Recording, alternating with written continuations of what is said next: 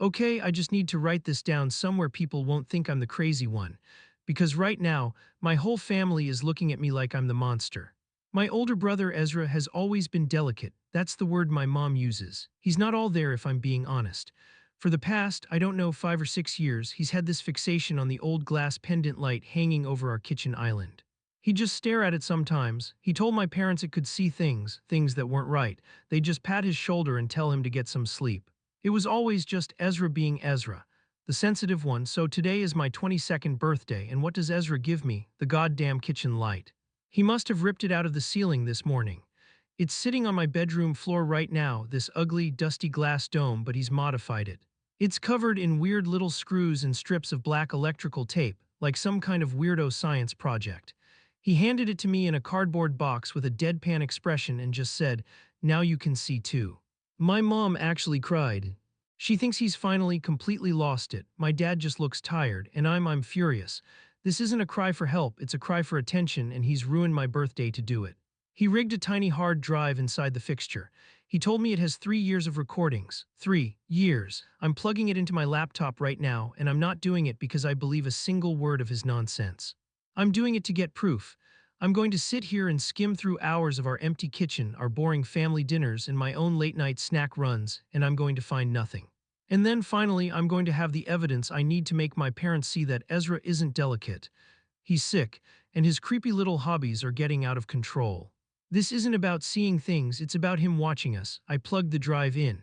My laptop whirred for a moment before a single folder appeared on the desktop, Kitchen Light Archive. Clicking it open revealed a staggering, almost nauseating number of video files. They were meticulously labeled by date and time, a 3-year digital diary of our family's most mundane space. 2021-10100 M4. The sheer volume of it felt obscene. My hand was trembling slightly as I clicked on a random file from last summer. The screen filled with a distorted fisheye view of our kitchen, seen from directly above the island. The audio was unnervingly clear. I could hear the low, electric hum of the refrigerator, the faint ticking of the clock on the wall, the distant, muffled dialogue from a sitcom my dad was watching in the living room. It was the soundtrack to my life, but I had never heard it like this, as a recording, sterile and observed. For the first hour, it was a descent into the deepest circle of domestic hell. Absolute boredom. I watched a time-lapse of sunlight creeping across the linoleum floor. I saw my mom, her back to the camera, humming an off-key tune while chopping onions, occasionally wiping a tear from her eye. I saw myself in a truly hideous pair of old sweatpants, making coffee and scrolling blankly through my phone, my face illuminated by the blue light, completely oblivious. The sight of my own unguarded, unthinking existence being captured like a specimen in a jar made my stomach clench. He had seen me like this every day. Every private sigh, every mumbled complaint under my breath, every time I thought I was alone. A hot wave of vindicated anger washed over me. This was it. This was the proof. This wasn't the behavior of a sensitive soul. It was the meticulous, obsessive work of a voyeur. My plan solidified. I'd fast forward through a few months, grab a few clips of us just living our achingly normal lives and present them to my parents. "See," I'd say, the words already forming in my mind, "there are no things. He's just a creep who has been spying on us for years." I started skipping through the footage, jumping weeks, then months at a time. The screen became a blur of the mundane. My dad, every Sunday morning without fail, doing the crossword puzzle at the table, his pen hovering for long minutes over a single clue. My mom and I having the same tired, circular argument about my laundry, our gestures and tones repeating like a glitch in the system. Me sneaking a sleeve of cookies from the pantry at 2 a.m., chewing with my mouth open because who would ever see?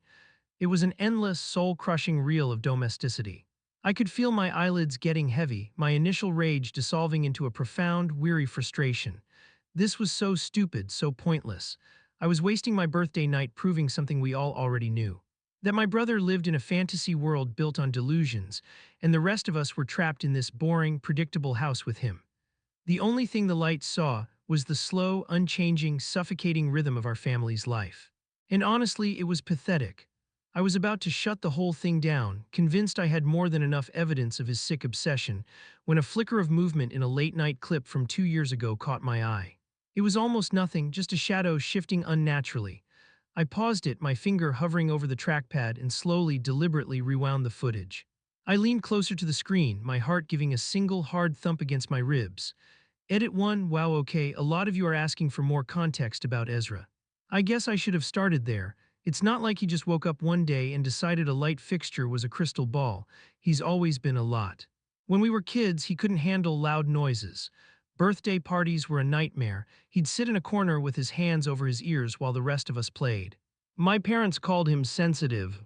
Then it was the food. For a year, he'd only eat white things: bread, rice, potatoes. My mom would make two separate dinners every night, one for me and Dad and one for Ezra. I remember being so mad about it once, asking why he got special treatment. And my dad told me in that quiet, firm voice of his, "Kira, your brother just feels things more deeply than we do. You have to be the strong one for him." I've been the strong one my whole life, the normal one, the one who didn't need constant coddling and psychiatrist appointments. The one they didn't have to worry about, and I was fine with that, really. But this whole kitchen light thing, it feels different. It's not just him being weird in his own room. He's dragged all of us into it, and for what? To prove some fantasy in his head. I just feel like, for once, I want them to see what I have to put up with. I clicked play. The timestamp read 1:47 a.m. on a Tuesday in November 2 years ago. The kitchen was dark, steeped in the kind of deep night silence that feels heavy. The only light was a pale, anemic wash from the moon filtering through the window over the sink, casting long, distorted shadows across the floor. For a full minute, nothing happened.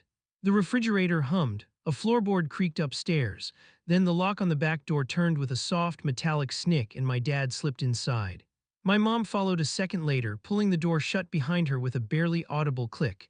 This was already deeply wrong. My dad operates on a schedule as rigid as a military tattoo. He's in bed by 10:30, asleep by 10:35 every single night. Seeing him fully dressed in the dead of night felt like watching the sun rise in the west. My mom was crying. It wasn't the loud, dramatic sobbing of a movie. It was a choked, silent, desperate kind of weeping that's infinitely worse. She hugged herself tightly by the counter as if trying to physically hold her own pieces together. My dad moved to the center of the room, standing directly under the camera's unblinking eye, his back to it. I couldn't see his face, but his entire posture was a knot of tension, his shoulders squared and rigid. "I told you this was the last time, Helen," he said. His voice was a low, gravelly thing I barely recognized. It was completely stripped of the warmth, the gentle patience I knew. It was the voice of a stranger, cold, flat, and final. "I know," my mom whispered. Her voice was thin and frayed, trembling so much it was barely a sound. "But the hole just gets deeper, Robert. We can't keep." "We will," he cut her off, the words sharp as broken glass. "We have to." He reached into the inside pocket of his jacket and pulled out a plain white envelope. He didn't place it on the granite countertop, he slapped it down.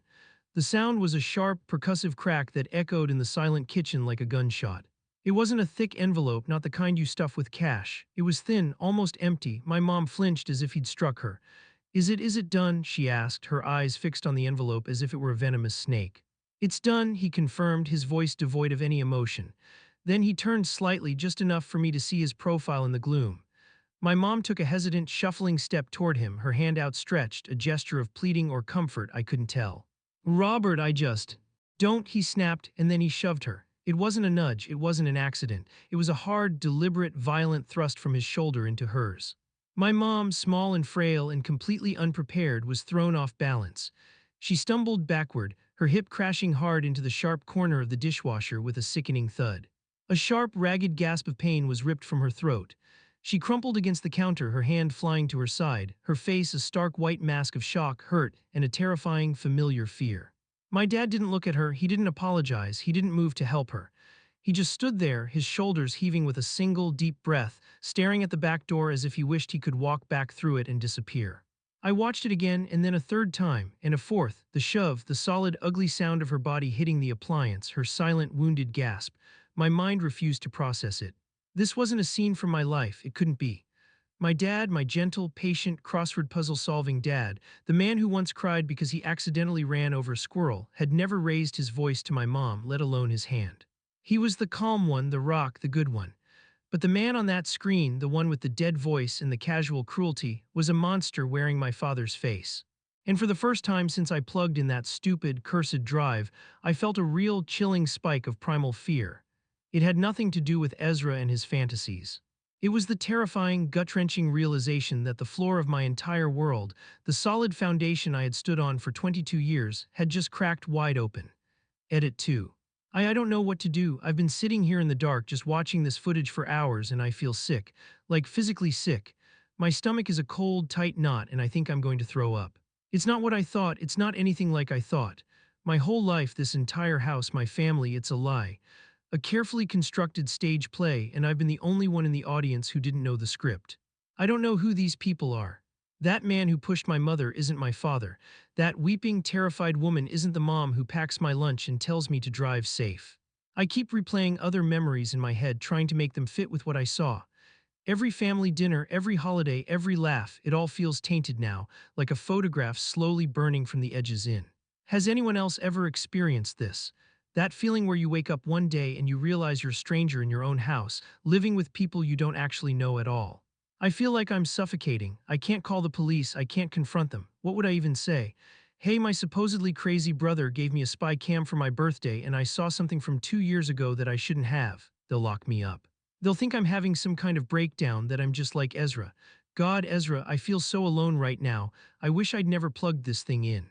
I wish I could just rewind to this morning, back when I was just angry and self-righteous. Back when my biggest problem was my weirdo brother ruining my birthday. It was so much simpler. I hate this, I hate knowing. My phone buzzed on the desk, startling me so badly I nearly knocked my laptop to the floor. It was a text from a number I didn't recognize, but I knew instantly who it was from. Ezra, it was the first time he had ever texted me. The message was short, just a single cryptic sentence. Look at the year you started college. Every Tuesday night in October. My blood ran cold. He knew I was watching. He wasn't just giving me the camera, he was guiding me. He wanted me to see something specific. My hands were shaking so hard I could barely control the mouse. I navigated back to the archive, my heart hammering against my ribs. Freshman year of college, 4 years ago, October. I found the first Tuesday and clicked. The scene was almost identical, late night, dimly lit kitchen, but this time it wasn't just my parents. My dad was there, standing in the same spot, but he was talking to a man I'd never seen before. A big guy with a shaved head and a thick neck who looked like he'd break your legs for fun. My dad handed him a small, padded envelope. The man opened it, peered inside, nodded, and then left through the back door without a word. My mom was at the sink, her back to them both, scrubbing a pot with frantic energy, her shoulders shaking. I jumped to the next Tuesday. Another man, this one thin and twitchy with eyes that never stopped moving. Another transaction, this time it was cash. A thick stack of bills my dad counted out onto the island. The man pocketed it and was gone in 30 seconds. The third Tuesday, a different man. The fourth Tuesday, two men. It was a parade of shadows, a series of silent, illicit meetings happening in the heart of my home while I was away at school, sleeping in my dorm room, blissfully unaware. These weren't friends. This wasn't business, this was something else, something dirty and dangerous, and I finally understood. I understood the coldness in my dad's voice, the shove, my mom's silent tears. I understood the hole they were in. My dad wasn't just a quiet man who did crosswords, he was involved in something terrible, and my mom was his terrified accomplice. Ezra's words echoed in my head. The light could see things, things that weren't right. He wasn't crazy, he wasn't delusional. He was the only one who had been home. He was the only one who had been paying attention. He was the only one who saw the monsters that came in the night, and he had been living with that knowledge alone for years. I'm not going to post another update. I don't think I'll ever post on here again. This will be the last thing I write about it. I spent the last hour methodically deleting every single video file from that hard drive, then I reformatted it, and then I took a hammer to it in my garage. It's just dust and plastic now. Ezra's gift wasn't an accusation, it wasn't a cry for attention, it was a confession but not his own. He was passing a burden to me, a curse. The curse of seeing. For my entire life, I wore the title of the normal one like a badge of honor. I was the easy child, the good daughter, the one my parents could count on. While Ezra was having his episodes, I was getting good grades. While he was in therapy, I was making friends. I secretly loved the contrast. It made me feel sane. It made me feel safe, but it was all a lie. I wasn't the normal one, I was just the oblivious one. I see it now. I was so wrapped up in my own resentment, so eager to pathologize my brother, that I willfully ignored everything that was wrong. The hushed arguments that stopped the moment I entered a room. My mother's constant, low-grade anxiety. My father's unexplained exhaustion. I chose not to see it because seeing it would have shattered my comfortable little world. It was easier to believe my brother was crazy than to believe my family was broken. Ezra didn't give me the light to hurt me. He gave it to me because he couldn't carry the weight of it alone anymore. He was drowning and he handed me a piece of the anchor.